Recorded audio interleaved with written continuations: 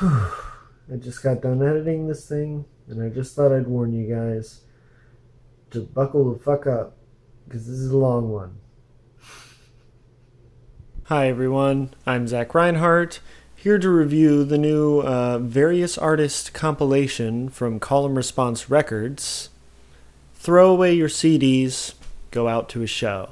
Call and Response Records is a Tokyo-based indie record label that specializes in post-punk and no-wave and art pop and art rock and just generally kind of oddball rock music with punk sensibilities and a bit of a noisy edge to it. I highly recommend you check out and follow Call and Response Records. They have some really great bands on there, including Nakigao Twintail and Jebioto, who both appear on here. And also some of my favorite bands like Loop Rider and Tropical Death and Mechanophone have all put stuff out on that record label, though they don't appear on this compilation. This compilation also features plenty of artists from all over Japan who aren't part of the Call and Response family, like Panic Smile, Yoles in the Sky, and Otori and Hyaka, who are all just some of my favorite bands in Japan that are still putting out music today, at least. There's also a little experimental rock band that you might have heard of called Melt Banana that has a track on this thing. This thing has a total of 17 tracks, all by different bands, for a total runtime of about 63 minutes. And from front to back, this thing is pretty consistently solid. It has a wide range of sounds from all over the kind of Japanese weird indie rock, indie punk spectrum, but it still manages to maintain a lot of cohesion between tracks and a pretty good flow across the album. And if you're just trying to get into the kind of noisier side of the Japanese underground, this is a really excellent introduction and sampler and just a great list of bands to get you started. But digging into the album, this thing starts off with a track by The Nope? The Noop? It's N-O-U-P. And it's called Element. This thing starts off with some distorted, kind of noisy, phased-out guitars, a driving beat, a really fat bass tone, and some great shouted vocals that give this thing just a ton of energy. The song is really post-punk to its core. It kind of jams on the same groove for pretty much the whole song, not really ever changing too much, but constantly shifting in subtle ways and building and falling back down. There's a lot of dynamics across this song, even if it doesn't really change a huge amount at any one point. And this song is just a really great, blistering start to this album. It has a ton of energy, it hits like a meteor, and it feels like bottled lightning. This album maintains this level of intensity onto the third track, Attitude by Otori, who is, and you're going to be hearing this a lot, one of my favorite bands in Japan. Otori's typical formula of tight but somewhat jittery grooves, brittle guitar tone, and kind of sinister sounding female vocals comes together really nicely on this track. And while it isn't really Otori breaking any incredibly new ground, it is a very solid track. And I haven't heard anything from Otori in a while, and it's good to just hear them making more music. And the song sounds great. The album calms down a little bit as we go into an extremely minimalistic piece from the band Gokai called Introduction, which is an odd name for the fourth track on an album, but let's roll with it. This song uses a ton of just empty space in its mix. There's just a little bit of reverb on really everything. We get some pretty soft vocals, minimalistic drums, and a very subdued bass that I can't quite tell if it's synth or an actual bass guitar that kind of holds these notes and sometimes chords. The song is very intimate and soft, but it maintains this kind of dark, post-punky edge to it, especially as we get halfway into the song and we start getting a little bit of like feedback and some kind of more noisy textural stuff going on in the background, and it builds up to this kind of climax that is still very subdued and minimalistic, but after you've been listening to this actually really compelling build section, it really kind of hits like a truck when this really nasty, rumbling low like sub bass comes in and drives the song out to the end. It's a really actually compelling track if you set aside the time for it. And then we jump straight into the Melt Banana track, So Sham. Melt Banana does what Melt Banana always does on this track. They have loud, aggressive, kind of grindcore influenced drums and heavy distorted guitar, some interesting weird guitar noise stuff going on, and the typical yelpy, high-pitched vocals. The song is only about a minute long, and it's solid, but it really just sticks out in the track listing as something that feels separate from all of the other songs. Really, all of the songs on here fit pretty cohesively together and flow between each other pretty well, but this Melt Banana track really sticks out in the track listing as being different and being from somewhere different. And, it's just got more metal influence in it and a bit less of that post-punk that really holds this album together and is the cohesion between the tracks. And as a result, I'm not a huge fan of the track being on here. I get that Melt Banana is the biggest name on this comp, and it probably helps sell copies to have them on here. And this is a good Melt Banana track for sure. It just doesn't really gel all that well with all of the rest of the tracks on this album. Right after that, though, we drop into Nakigao Twintail's submission, which is a short, kind of unhinged punk piece called Facebook, which I find to be simultaneously hilarious and kind of horrifying. The song has a kind of dancey groove, it's upbeat, it has some fairly poppy synth melodies and a nice bass line.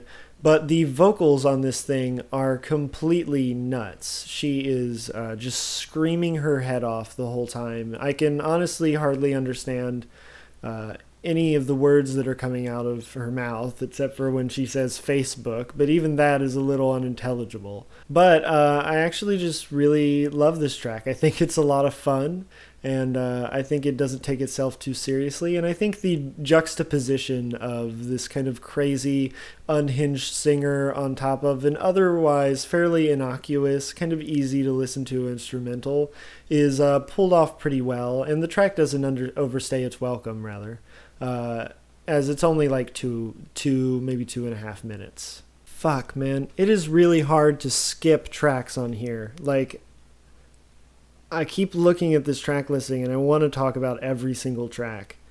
I mean, I have to make a concession somewhere, but it's not here. Track 7 is a new track by Narcolepsyn. It's called Seminar. Narcolepsyn are a strange, somewhat minimalistic post-punk band that uses a lot of looping of guitar and vocals and saxophone to achieve a much bigger sound than they really have a right to as a three-piece band with just drums, synthesizer, and the frontman who sings, plays guitar, and plays saxophone. And this is probably the strangest, yet one of the most compelling tracks I've heard from them thus far. The song does have Narcolepsyn's typical upbeat, somewhat sloppy grooves, though with good time, and weird, yelpy, shouted vocals.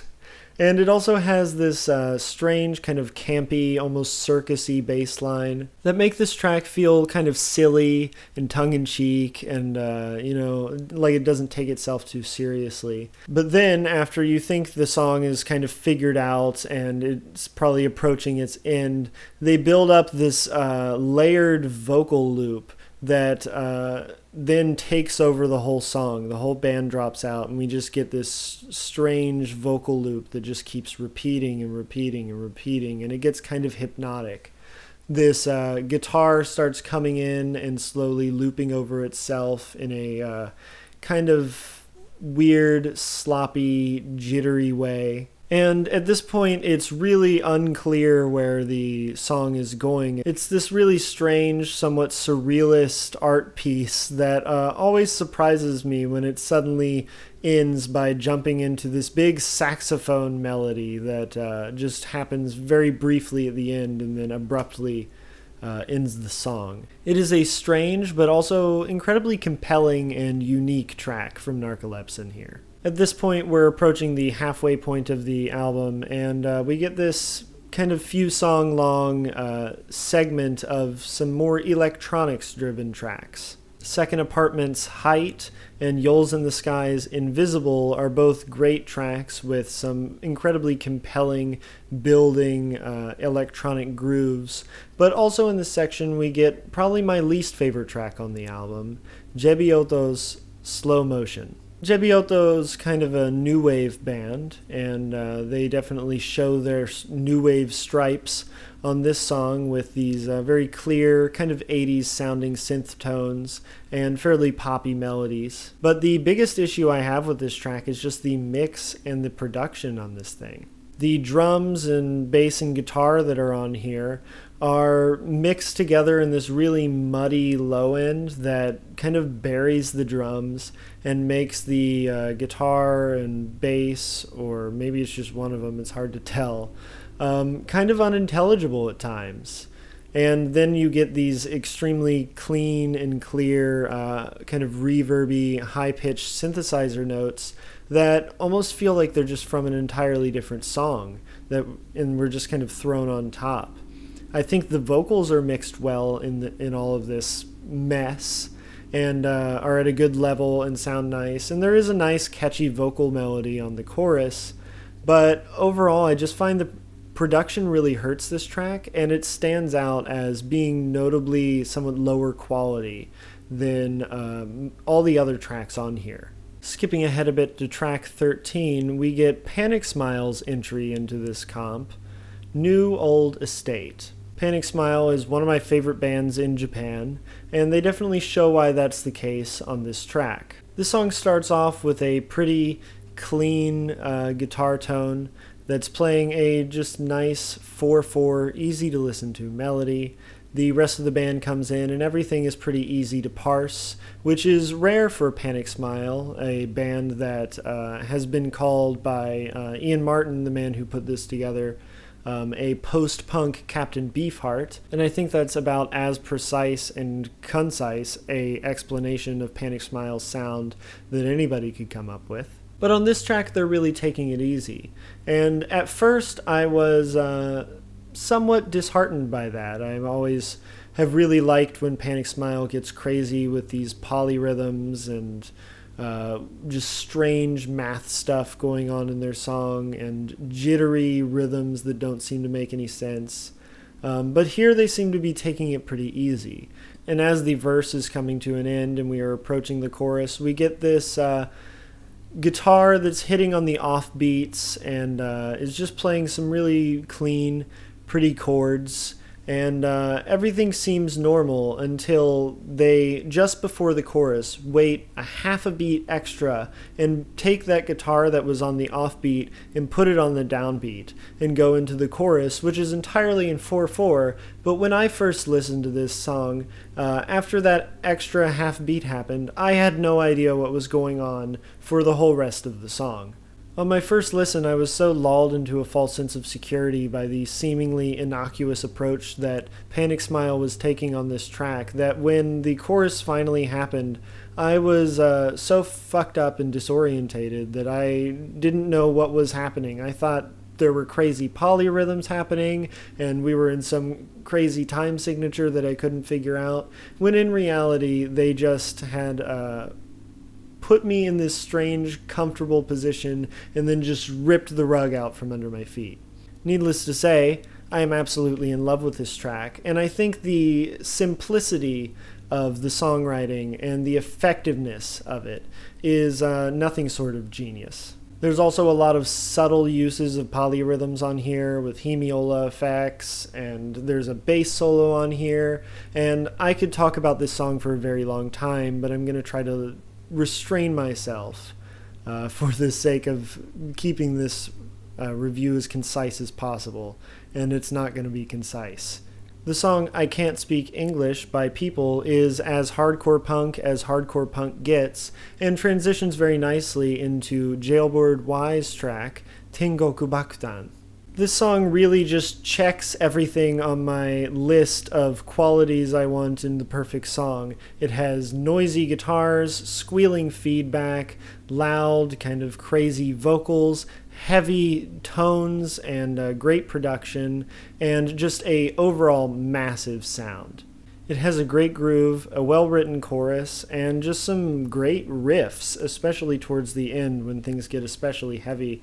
And I can say pretty much all of the same things about the final track on here, Hyaka's telephone number. This song features Hyaka's typical kind of call and response vocals between their male and female vocalists, and just some great noisy riffs and an upbeat, tight groove throughout the whole thing. The song is super heavy. The production is really great. It really balances everything being able to be heard and understood while still being kind of lo-fi and noisy and raw. The rhythm section is super punky, kind of classic punk, and then the guitars are just a bit more unhinged and weird, as well as the vocals. And there's a great noisy guitar solo towards the end of this track as well. And this song is just awesome, and I love Hyaka. I always have. They're, once again, one of my favorite bands in Japan, and they really show it off here, just what they can do and how capable they are of having interesting songwriting and cool kind of noisy experiments, and also just having a lot of direct, visceral energy in their songs. So, after a long time talking, I don't know how long this will be, but I've been talking for about an hour about this album now.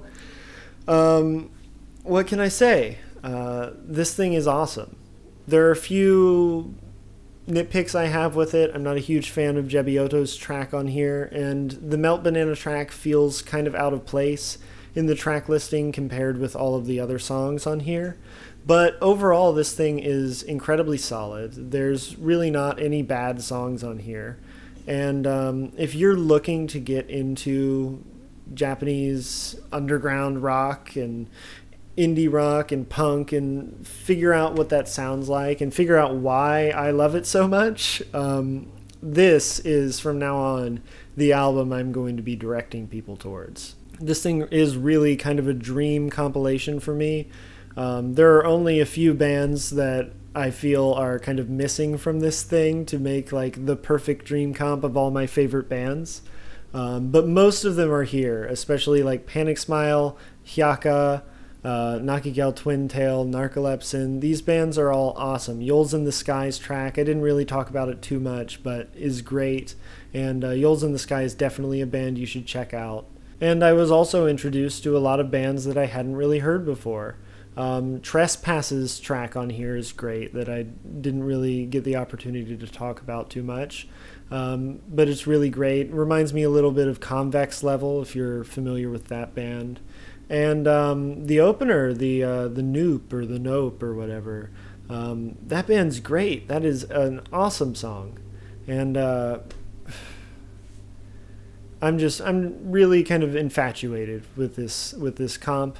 And I think it's a really just great listen from front to back. I think it does have a good structure to it. And I'm feeling a 9 out of 10. Whether or not that's worth the same as a 9 that's not on a compilation, I'll leave that up to you, because I don't know. But I do really love this record. And yeah. That's me. New various artists compilation put together by Call and Response Records. It's called Throw Away Your CDs, Go Out to a Show. And it can be bought in various places in Japan. And you can also get it on Amazon.co.jp, I know. I'm not sure if it's available online anywhere else. But yeah, I'll see you guys next week for another review. This thing is awesome. Go listen to it. Peace.